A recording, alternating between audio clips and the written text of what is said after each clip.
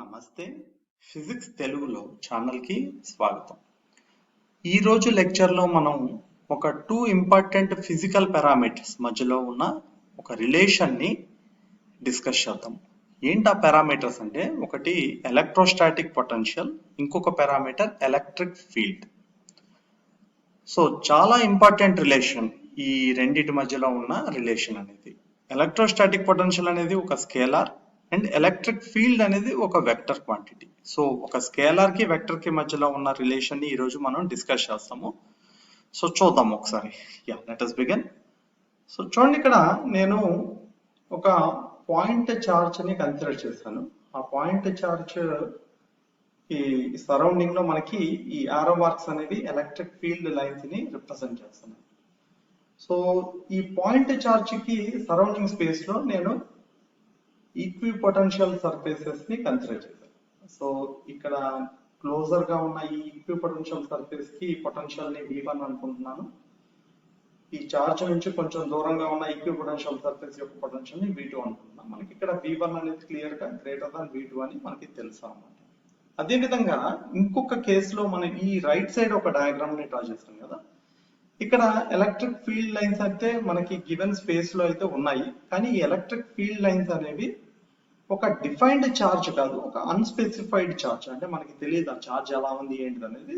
అలాంటి చార్జ్ వల్ల ఇక్కడ ఎలక్ట్రిక్ ఫీల్డ్ అయితే కనుక ప్రెసెంట్ అయి ఉంది అనమాట.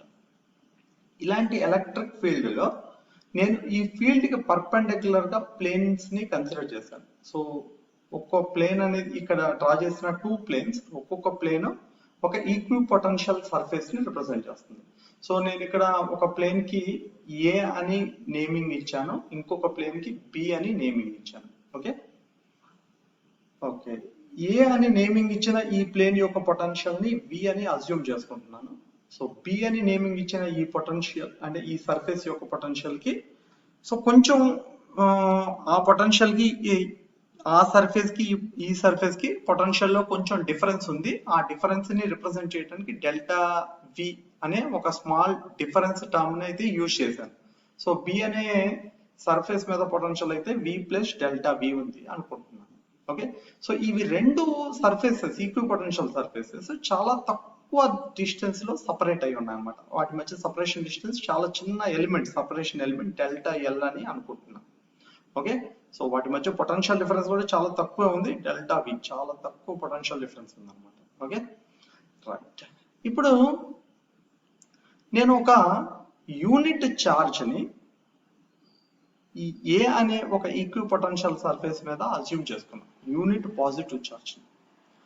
ఆ చార్జ్ ని బి అనే పాయింట్ దగ్గరికి మూవ్ చేయడానికి, అంటే డెల్టా ఎల్ అనే ఒక స్మాల్ డిస్టెన్స్ మూవ్ చేయడానికి నేను ఏదైతే వర్క్ చేస్తానో ఆ వర్క్ అనేది ఈ టూ పాయింట్స్ మధ్యలో పొటెన్షియల్ డిఫరెన్స్ కి ఈక్వల్ అవుతుంది.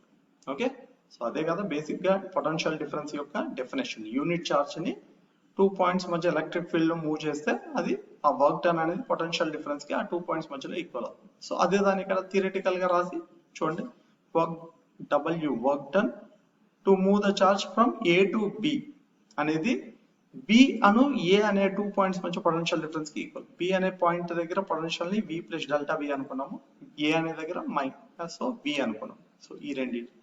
సో ఇప్పుడు ఏ నుంచి బికి మూవ్ చేసినప్పుడు వర్క్ డన్ అనేది ఎంత అని క్యాలిక్యులేట్ చేస్తే యాక్చువల్ గా ఈ చార్జ్ మీద ఫోర్స్ ఎలక్ట్రిక్ ఫీల్డ్ ఎంత ఎక్సర్ట్ చేస్తుందంటే క్యూ ఇంటూ ఈ.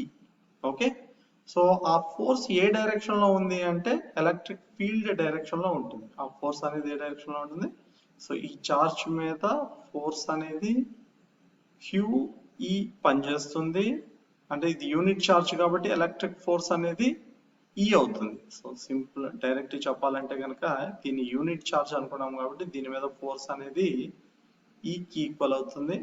ఓకే, సో ఈ చార్జ్ ని మనం ఏ నుంచి బికి ఈ డైరెక్షన్ లో డెల్టా ఎల్ డిస్టెన్స్ మూవ్ చేస్తున్నాం.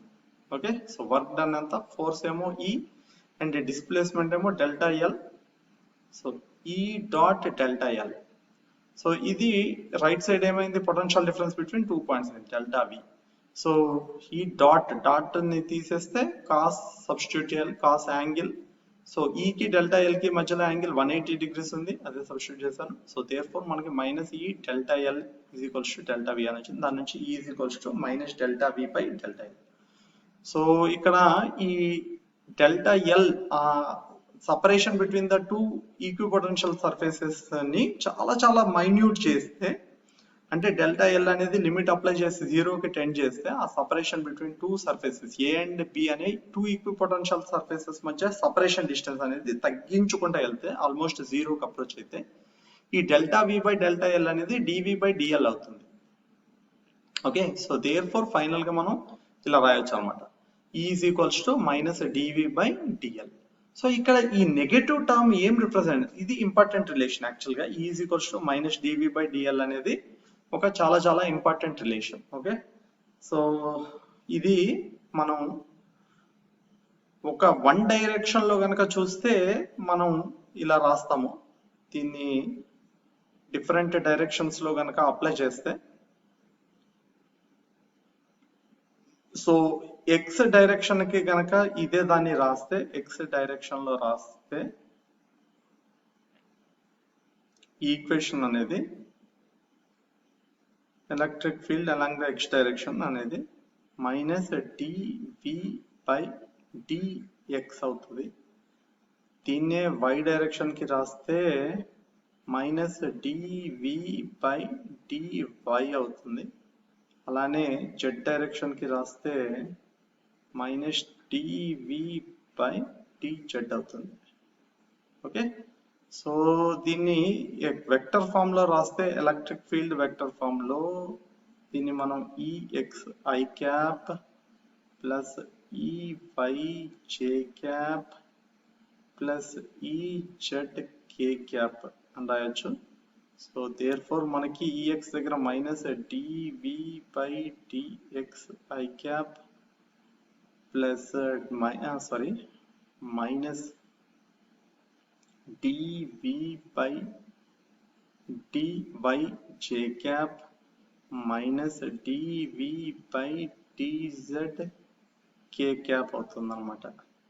ఆర్ దీన్ని మనం R minus D V by D R అని రాయొచ్చు. ఆర్ వేర్ ఆర్ అనేది పొజిషన్ వెక్టర్ ఇన్ 3 డైమెన్షన్స్ అనమాట, మైనస్ డివి బై డిఆర్ అని రాయొచ్చు అనమాట. ఓకే, సో చూడండి ఈ రిలేషన్ చాలా ఇంపార్టెంట్ రిలేషన్ కదా. ఈ రిలేషన్ లో మనకి సో ఈ నెగటివ్ టర్మ్ అనేది ఏమి ఇండికేట్ చేస్తుందంటే, ఎలక్ట్రిక్ ఫీల్డ్ డైరెక్షన్ లో మనం మూవ్ అయితే, ఓకే, సో ఎప్పుడు కూడా పొటెన్షియల్ అనేది డిక్రీజ్ అవుతుంది. ఆర్ లేకపోతే పొటెన్షియల్ ఏ డైరెక్షన్ లో అయితే డిక్రీజ్ అవుతుందో ఆ డైరెక్షన్ లో మనకి ఎలక్ట్రిక్ ఫీల్డ్ లైన్స్ అనేవి ఎగ్జిస్ట్ అవుతాయి. ఆర్ ఆ డైరెక్షన్ ని మనం ఎలక్ట్రిక్ ఫీల్డ్ యొక్క డైరెక్షన్ గా తీసుకోవాలి. చాలా ఇంపార్టెంట్ పాయింట్. సో ఒక గివెన్ స్పేస్ లో ఏ డైరెక్షన్ లో అయితే మనకి ఎలక్ట్రిక్ పొటెన్షియల్ అనేది డిక్రీజ్ అవుతుందో ఆ డైరెక్షన్ ని మనం ఎలక్ట్రిక్ ఫీల్డ్ యొక్క డైరెక్షన్ గా తీసుకోవాలి. ఆ డైరెక్షన్ ని మనం ఎలక్ట్రిక్ ఫీల్డ్ యొక్క డైరెక్షన్ గా తీసుకోవాలి.